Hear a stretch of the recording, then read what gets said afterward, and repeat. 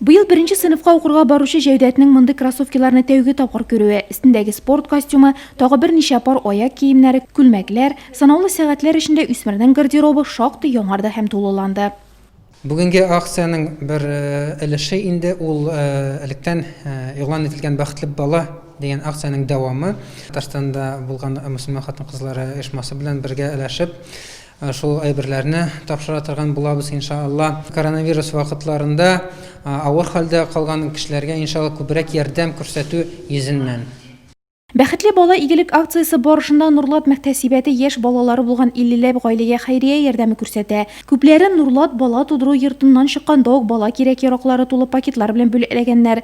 Икенчеләренә акция барышында җыелган акчаларны тапшырганнар. Ярдәм кирәк инде, ярдәм кирәк. Ярдәм кирәк. Әнинең пенсия акчасы белән генә торабыз.